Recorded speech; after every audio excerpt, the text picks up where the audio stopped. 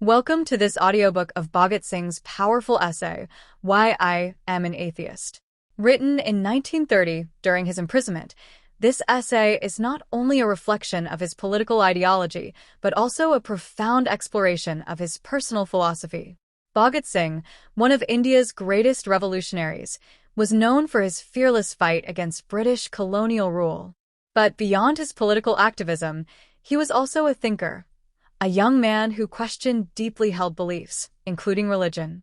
In Why I Am an Atheist, Bhagat Singh provides a candid account of why he rejected the concept of God. He challenges the notion of divine intervention in human struggles and argues for reason, rationality, and human strength. This essay reveals the mind of a young revolutionary, driven not just by anger against injustice, but also by intellectual clarity and a fearless pursuit of truth. It is important to remember the context in which this essay was written, a time of political turmoil where people found solace in religion amid uncertainty. Bhagat Singh's radical rejection of theism is not just a philosophical statement, but a revolutionary act of defiance against both oppression and societal norms. So, whether you are here to understand Bhagat Singh's ideological roots, or to explore the intersections of faith, politics, and reason, this essay offers a window into the mind of a man who continues to inspire generations. Now, let's journey through the words of Bhagat Singh in Why I Am an Atheist. It is a matter of debate whether my lack of belief in the existence of an omnipresent, omniscient God is due to my arrogant pride and vanity. It never occurred to me that sometime in the future I would be involved in polemics of this kind. As a result of some discussions with my friends, if my claim to friendship is not uncalled for, I have realized that after having known me for a little time only, some of them have reached a kind of hasty conclusion about me that my atheism is my foolishness, and that it is the outcome of my vanity. Even then, it is a serious problem. I do not boast of being above these human follies. I am, after all, a human being and nothing more. And no one can claim to be more than that. I have a weakness in my personality, for pride is one of the human traits that I do possess. I am known as a dictator among my friends. Sometimes I am called a boaster. Some have always been complaining that I am bossy and I force others to accept my opinion. Yes, it is true to some extent. I do not deny this charge. We can use the word vainglory for it.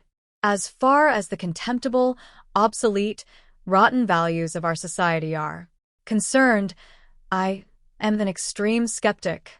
But this question does not concern my person alone. It is being proud of my ideas, my thoughts. It cannot be called empty pride. Pride, or you may use the word vanity, both mean an exaggerated assessment of one's personality. Is my atheism because of unnecessary pride, or have I ceased believing in God after thinking long and deep on the matter? I wish to put my ideas before you. First of all, let us differentiate between pride and vanity, as these are two different things. I have never been able to understand how unfounded, baseless pride or empty vanity can hinder a person from believing in God. I may refuse to acknowledge the greatness of a really great person only when I have got fame without doing any serious efforts, or when I lack the superior mental powers necessary to become great. It is easy to understand, but how is it possible that a believer can turn into a non-believer because of his vanity? Only two things are possible. Either a man deems himself to be in possession of godly qualities, or he goes a step further and declares himself to be a god. In both these states of mind, he cannot be an atheist in the true sense of the word. In the first case, it is not an outright rejection of God's existence. In the other, he is affirming the existence of some kind of supernatural power responsible for the working of universe. It does not harm our argument whether he claims to be a god or considers God to be a reality in existence above his own being. The real point, however, is that in both cases he is a theist, a believer. He is not an atheist. I want to bring home this point to you. I am not one of these two creeds. I totally reject the existence of an omnipresent, all-powerful, all-knowing God. Why so? Well, We'll discuss it later in the essay. Here I wish to emphasize that I am not an atheist for the reason that I am arrogant or proud or vain, nor am I a demigod, nor a prophet, no, nor am I God myself.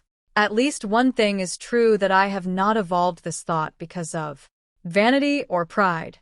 In order to answer this question, I relate the truth. My friends say that after Delhi bombing and Lahore conspiracy case, I rocketed to fame, and that this fact has turned my head. Let us discuss why this allegation is incorrect.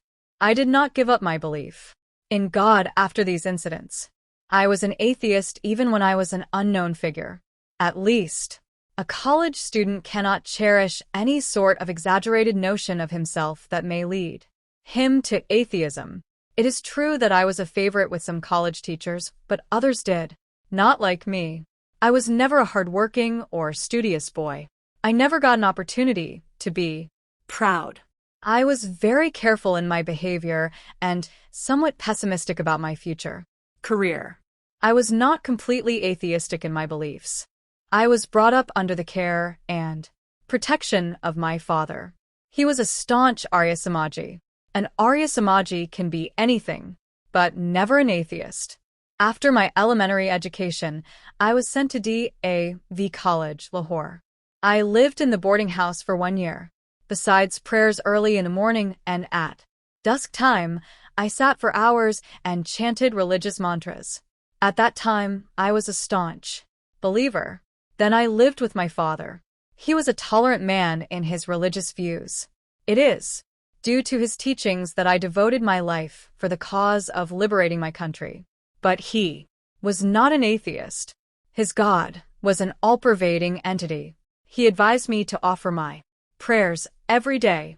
In this way, I was brought up. In the non-cooperation days, I got admission to the National College.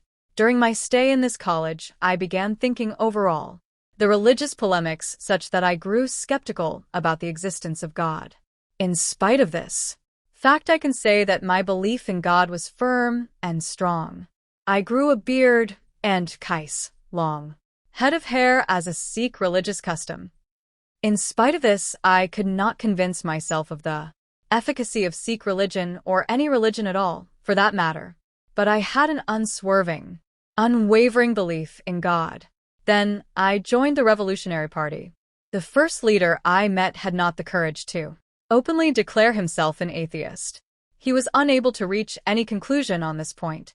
Whenever I asked him about the existence of God, he gave me this reply: "You may believe in him when you feel like it." The second leader with whom I came in contact was a firm believer. I should mention his name. It was our respected comrade Sakandara Nath Sanyal. He was sentenced to life imprisonment in connection with Karachi conspiracy case. Right from the first page of his only book, Bandi Jeevan, Incarnated Life, he sings praises to the glory of God.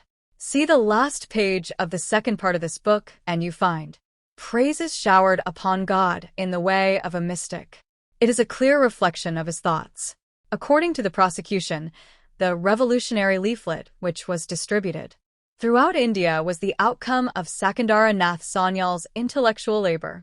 So often it happens that in revolutionary activities a leader expresses his own ideas which may be very dear to him, but in spite of having differences, the other workers have to acquiesce in them.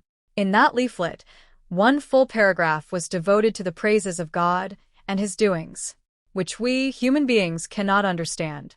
This is sheer mysticism. What I want to point out is that the idea of denying the existence of God did not even occur to the Revolutionary Party.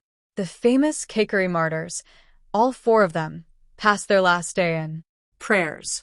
Ram Parsad Bismal was a staunch Arya Samaji. In spite of his vast studies in socialism and communism, Rajan Lahiri could not suppress his desire to recite hymns from Upanishads and Gita. There was but only one person among them who did not indulge in such activities. He used to say, "Religion is the outcome of human weakness, or the limitation of human knowledge." He is also in prison for life. But he also never dared to deny the existence of God. Till that time, I was only a romantic revolutionary, just a follower of our leaders. Then came the time to shoulder the whole responsibility. For some time, a strong opposition put the very existence of the party into danger. Many leaders, as well as many enthusiastic comrades, began to uphold the party to ridicule. They jeered at us. I had an apprehension that someday I will also consider it a futile and hopeless task. It was a turning point in my revolutionary career. An incessant desire to study filled my heart. Study more and more, said I to myself, so that I might be able to face the arguments of my opponents. Study, too. Support your point of view with convincing arguments. And I began to study in a serious manner. My previous beliefs and convictions underwent a radical change. The romance of militancy dominated our predecessors. Now serious ideas ousted this way of thinking. No more mysticism. No more blind faith. Now realism was our mode of thinking. At times of terrible necessity, we can resort to extreme methods, but violence produces opposite results in mass movements. I have talked much about our methods. The most important thing was a clear conception of our ideology, for which we were waging a long struggle. As there was no election activity going on, I got ample opportunity to study various ideas propounded by various writers. I studied Bakunin, the anarchist leader. I read a few books of Marx, the father of communism. I also read Lenin and Trotsky and many other writers who successfully carried out revolutions in their countries. All of them were atheists. The ideas contained in Bakunin's God and State seem inconclusive, but it is an interesting book. After that, I came across a book, Common Sense, by Nirlambaswamy. His point of view was a sort of mystical atheism. I developed more interest in this subject. By the end of 1926, I was convinced that the belief in an almighty, supreme being who created, guided, and controlled the universe had no sound foundations. I began discussions on this subject with my friends. I had openly declared myself an atheist. What it meant will be discussed in the following lines. In May 1927, I was arrested in Lahore. This arrest came as a big surprise for me. I had not the least idea that I was wanted by the police. I was passing through a garden, and all of a sudden the police surrounded me. To my own surprise, I was very calm at that time. I was in full control of myself. I was taken into police custody. The next day I was taken to the railway police lockup, where I spent a whole month. After many days' conversation with police personnel, I guessed that they had some information about my connection with the Kakori party. I felt they had some intelligence of my other activities in the revolutionary movement. They told me that I was in Lucknow during the Kakori party trial so that I might devise a scheme to rescue the culprits. They also said that after the plan had been approved, we procured some bombs, and by way of test, one of those bombs was thrown into a crowd on the occasion of Dussehra in 1926. They offered to release me on condition that I gave a statement on the activities of the Revolutionary Party. In this way, I would be set free and even rewarded, and I would not be produced as an approver in the court. I could not help laughing at their proposals. It was all humbug. People who have ideas like ours do not throw bombs at their own innocent people. One day, Mr. Newman, the then senior superintendent of CID, came to me. After a long talk, which was full of sympathetic words, he imparted to me what he considered to be sad news, that if I did not give any statement as demanded by them, they would be forced to send me up for trial for conspiracy to wage war in connection with Kakori case, and also for brutal killings in Dussehra gathering. After that, he said that he had sufficient evidence to get me convicted and hanged. I was completely innocent, but I believed that the police had sufficient power to do it if they desired it to be so. The same day, some police officers persuaded me to offer my prayers to God 2 times regularly. I was an atheist. I thought that I would settle it to myself whether I could brag only in days of peace and happiness that I was an atheist, or in those hard times I could be steadfast in my convictions. After a long debate with myself, I reached the conclusion that I could not even pretend to be a believer, nor could I offer my prayers to God. No, I never did it. It was time of trial, and I would come out of it successful. These were my thoughts. Never for a moment did I desire to save my life. So, I was a true atheist then, and I am an atheist now. It was not an easy task to face that ordeal. Beliefs make it easier to go through hardships, even make them pleasant. Man can find a strong support in God and an encouraging consolation in His name. If you have no belief in Him, then there is no alternative but to depend upon yourself. It is not child's play to stand firm on your feet amid storms and strong winds. In difficult times, vanity, if it remains, evaporates, and man cannot find the courage to defy beliefs held in common esteem by the people. If he really revolts against such beliefs, we must conclude that it is not sheer vanity. He has some kind of extraordinary strength. This is exactly the situation now. First of all, we all know what the judgment will be. It is to be pronounced in a week or so. I am going to sacrifice my life for a cause. What more consolation can there be? A God-believing Hindu may expect to be reborn a king. A Muslim or a Christian might dream of the luxuries he hopes to enjoy in paradise as a reward for his sufferings and sacrifices. What hope should I entertain? I know that will be the end when the rope is tightened round my neck and the rafters move from under my feet. To use more precise religious terminology, that will be the moment of utter annihilation. My soul will come to nothing. If I take the courage to take the matter in the light of reward, I see that a short life of struggle with no such magnificent end shall itself be my reward. That is all, without any selfish motive of getting any reward here or in the hereafter. Quite disinterestedly have I devoted my life to the cause of freedom. I could not act otherwise. The day shall usher in a new era of liberty, when a large number of men and women, taking courage from the idea of serving humanity and liberating them from sufferings and distress, decide that there is no alternative before them except devoting their lives for this cause. They will wage a war against their oppressors, tyrants, or exploiters, not to become kings, or to gain any reward here or in the next birth or after death in paradise, but to cast off the yoke of slavery, to establish liberty and peace. They will tread this perilous but glorious path. Can the pride they take in their noble cause be called vanity? Who is there rash enough to call it so? To him I say, either he is foolish or wicked. Leave such a fellow alone, for he cannot realize the depth, the emotions, the sentiment, and the noble feelings that surge in that heart. His heart is dead, a mere lump of flesh, devoid of feelings. His convictions are infirm, his emotions feeble. His selfish interests have made him incapable of seeing the truth. The epithet vanity is always hurled at the strength we get from our convictions. You go against popular feelings. You criticize a hero, a great man who is generally believed to be above criticism. What happens? No one will answer your arguments in a rational way. Rather, you will be considered vainglorious. Its reason is mental insipidity.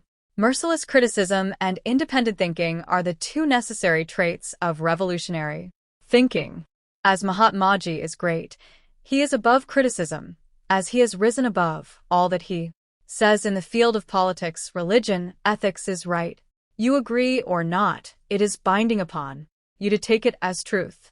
This is not constructive thinking. We do not take a leap forward. We go many steps back. Our forefathers evolved faith in some kind of supreme being. Therefore, one who ventures to challenge the validity of that faith or denies the existence of God shall be called a kafir, infidel, or a renegade, even if his arguments are so strong that it is impossible to refute them. If his spirit is so strong that he cannot be bowed down by the threats of misfortune that may befall him through the wrath of the Almighty, he shall be decried as vainglorious.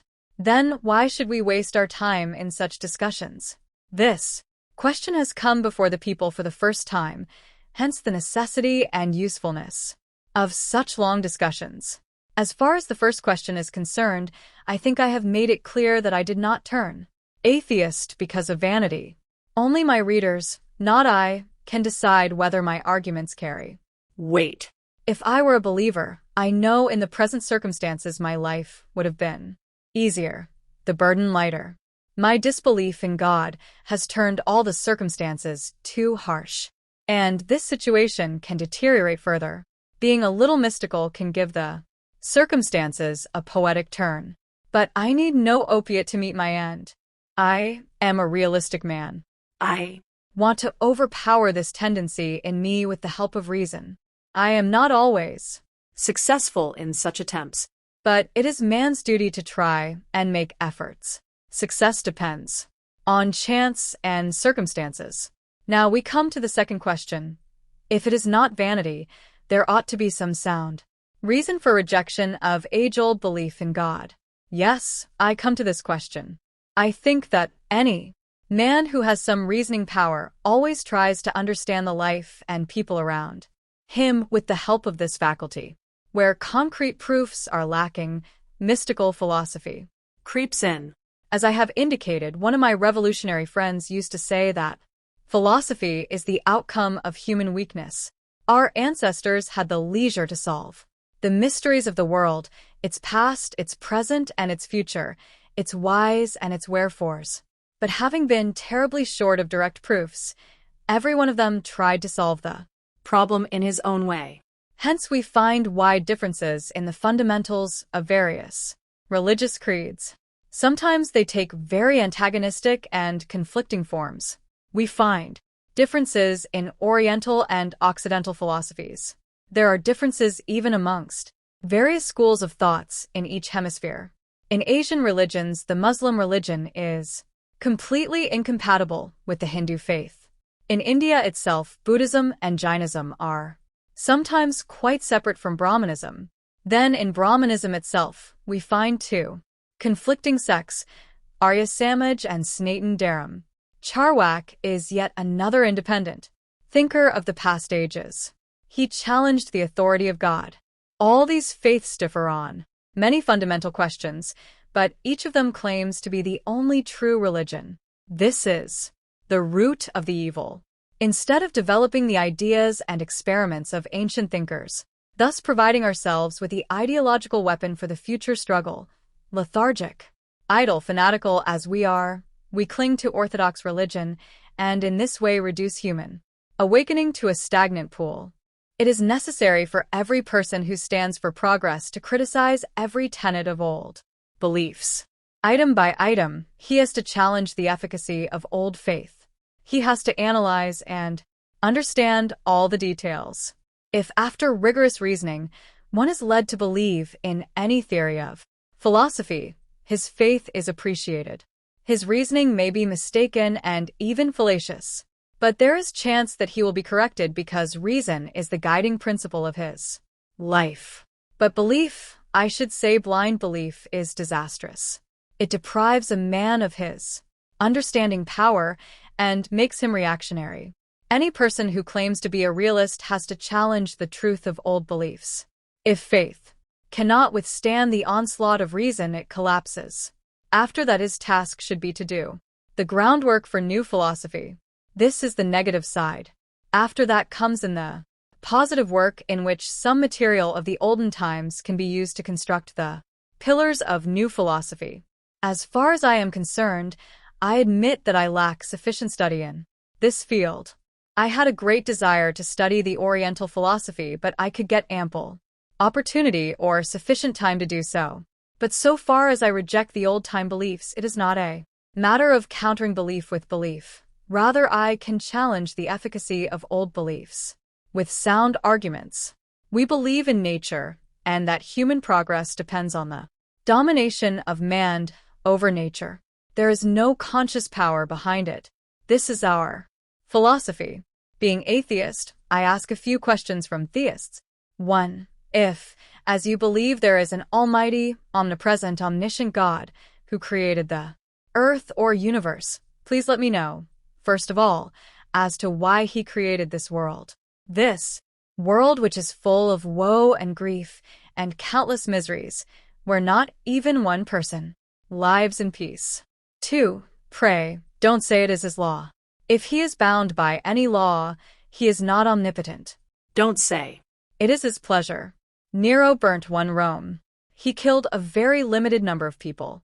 He Caused only a few tragedies, all for his morbid enjoyment. But what is his place in history? By what names do we remember him? All the disparaging epithets are hurled at him. Pages are blackened with invective diatribes condemning Nero, the tyrant, the heartless, the wicked. One Genghis Khan killed a few thousand people to seek pleasure in it, and we hate the very name. Now, how will you justify your all-powerful, eternal Nero, who every day, every moment continues his pastime of killing people? How can you support his doings which surpass those of Genghis Khan in cruelty and in misery inflicted upon people? I ask why. The Almighty created this world which is nothing but a living hell, a place of constant and bitter unrest. Why did he create man when he had the power not to do so? Have you any answer to these questions? You will say that it is to reward the sufferer and punish the evildoer in the hereafter. Well, how far will you justify a man who first of all inflicts injuries on your body and then applies soft and soothing ointment on them? How far the supporters and organizers of gladiator bouts were justified in throwing men before half-starved lions, later to be cared for and looked after well if they escaped this horrible death. That is why I ask, was the creation of man intended to derive this kind of pleasure? Open your eyes and see millions of people dying of hunger in slums and huts dirtier than the grim dungeons of prisons. Just see the laborers patiently, or say apathetically, while the rich vampires suck their blood. Bring to mind the wastage of human energy that will make a man with a little common sense shiver in horror. Just observe rich nations throwing their surplus produce into the sea instead of distributing it among the needy and deprived. There are palaces of kings built upon the foundations laid with human bones. Let them see all this and say all is well in God's kingdom. Why so? This is my question. You are silent. All right. I proceed to my next point.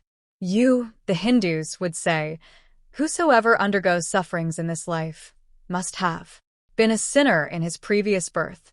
It is tantamount to saying that those who are oppressors now were godly people then, in their previous births. For this reason alone, they hold power in their hands.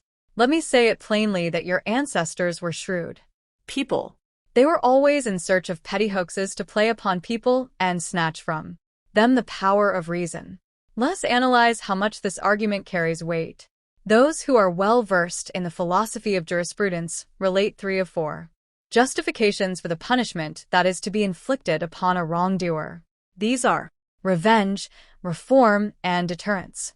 The retribution theory is now condemned by all the thinkers. Deterrent theory is on the anvil for its flaws. Reformative theory is now widely accepted and considered to be necessary for human progress. It aims at reforming the culprit and converting him into a peace-loving citizen. But what in essence is God's punishment, even if it is inflicted on a person who has really done some harm? For the sake of argument, we agree for a moment that a person committed some crime in his previous birth and God punished him by changing his shape into a cow, cat, tree, or any other animal. You may enumerate the number of these variations in godly punishment to be at least 84 lakh. Tell me, has this tomfoolery, perpetrated in the name of punishment, any reformative effect on human man? How many of them have you met who were donkeys in their previous births for having committed any sin? Absolutely no one of this sort. The so-called theory of Puranas, transmigration, is nothing but a fairy tale. I do not have any intention to bring this unutterable trash under discussion. Do you really know the most cursed sin in this world is to be poor? Yes, poverty is a sin. It is a punishment. Cursed be the theoretician, jurist, or legislator who proposes such measures as push man into the quagmire of more heinous sins. Did it not occur to your all-knowing God, or he could learn the truth only after millions had undergone untold sufferings and hardships? What, according to your theory, is the fate of a person who, by no sin of his own, has been born into a family of low-caste people?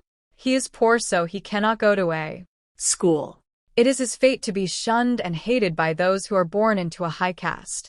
His ignorance, his poverty, and the contempt he receives from others will harden his heart towards society. Supposing that he commits a sin, who shall bear the consequences? God, or he, or the learned people of that society. What is your view about those punishments inflicted on the people who were deliberately kept ignorant by selfish and proud Brahmins? If by chance these poor creatures heard a few words of your sacred books, Vedas, these Brahmins poured melted lead into their ears. If they committed any sin, who was to be held responsible? Who was to bear the brunt? My dear friends, these theories have been coined by the privileged classes. They try to justify the power they have usurped and the riches they have robbed with the help of such theories. Perhaps it was the writer, Upton Sinclair, who wrote.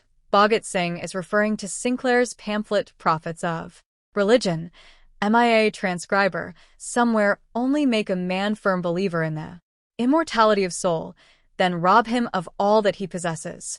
He will willingly help you in the process.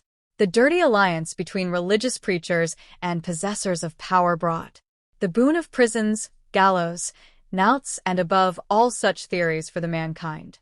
I ask why your omnipotent God does not hold a man back when he is about to commit a sin or offense. It is child's play for God. Why did he not kill warlords? Why did he not obliterate the fury of war from their minds? In this way, he could have saved humanity of many a great calamity and horror. Why does he not infuse humanistic sentiments into the minds of the Britishers so that they may willingly leave India?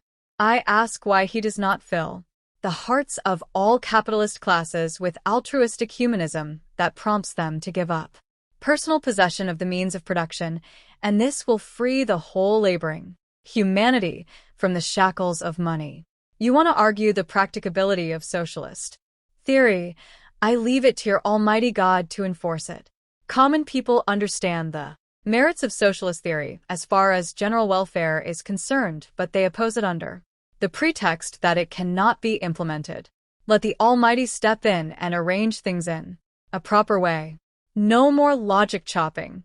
I tell you that the British rule is not there because God willed it, but for the reason that we lack the will and courage to oppose it. Not that. They are keeping us under subjugation with the consent of God, but it is with the force of guns and rifles, bombs and bullets, police and militia, and above all because of our apathy, that they are successfully committing the most deplorable sin, that is, the exploitation of one nation by another. Where is God? What is he doing? Is he getting a diseased pleasure out of it? A Nero, a Genghis Khan, down with him. Now, another piece of manufactured logic. You ask me how I will explain the origin of this world and origin of man. Charles Darwin has tried to throw some light on this subject. Study his book. Also, have a look at Sohan Swami's Common Sense. You will get a satisfactory answer. This topic is concerned with biology and natural history. This is a phenomenon of nature. The accidental mixture of different substances in the form of nebulae gave birth to this earth. When? Study history to know this. The same process caused the evolution of animals and, in the long run, that of man. Read Darwin's Origin of Species. All the later progress is due to man's constant conflict with nature and his efforts to utilize nature for his own benefit. This is the briefest sketch of this phenomenon. Your next question will be why a child is born blind or lame even if he was not a sinner in his previous birth. This problem has been explained in a satisfactory manner by biologists as a mere biological phenomenon. According to them, the whole burden rests upon the shoulders of parents whose conscious or unconscious deeds caused mutilation of the child prior to his birth. You may thrust yet another question at me, though it is merely childish. The question is, if God does not really exist, Why do people come to believe in him? Brief and concise. My answer will be, as they come to believe in ghosts and evil spirits, so they also evolve a kind of belief in God. The only difference being that God is almost a universal phenomenon and well-developed theological philosophy. However, I do disagree with radical philosophy.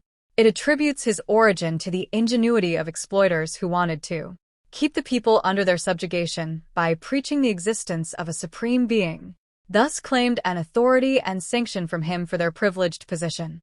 I do not differ on the essential point that all religions, faiths, theological philosophies, and religious creeds and all other such institutions in the long run become supporters of the tyrannical and exploiting institutions, men, and classes. Rebellion against any king has always been a sin in every religion. As regard the origin of God, my thought is that man created God in his imagination, when he realized his weaknesses, limitations, and shortcomings. In this way, he got the courage to face all the trying circumstances and to meet all dangers that might occur in his life, and also to restrain his outbursts in prosperity and affluence. God, with his whimsical laws and parental generosity, was painted with variegated colors of imagination. He was used as a deterrent factor when his fury and his laws were repeatedly propagated, so that man might not become a danger to society. He was the cry of the distressed soul, for he was believed to stand as father and mother, sister and brother, brother and friend when in time of distress a man was left alone and helpless. He was almighty and could do anything. The idea of God is helpful to a man in distress. Society must fight against this belief in God, as it fought against idol worship and other narrow conceptions of religion. In this way, man will try to stand on his feet. Being realistic, he will have to throw his faith aside and face all adversaries with courage and valor. That is exactly my state of mind. My friends, it is not my vanity, it is my mode of thinking that has made me an atheist. I don't think that by strengthening my belief in God and by offering prayers to Him every day, this I consider to be the most degraded act on the part of man, I can bring improvement in my situation, nor can I further deteriorate it. I have read of many atheists facing all troubles boldly, so I am trying to stand like a man, with the head high and erect to the last, even on the gallows. Let us see how steadfast I am. One of my friends asked me to pray. When informed of my atheism, he said, "When your last days come, you will begin to believe." I said, "No, dear sir, never shall it happen. I consider it to be an act of degradation and demoralization. For such petty selfish motives, I shall never pray." Reader and friends, is it vanity? If it is, I stand for it.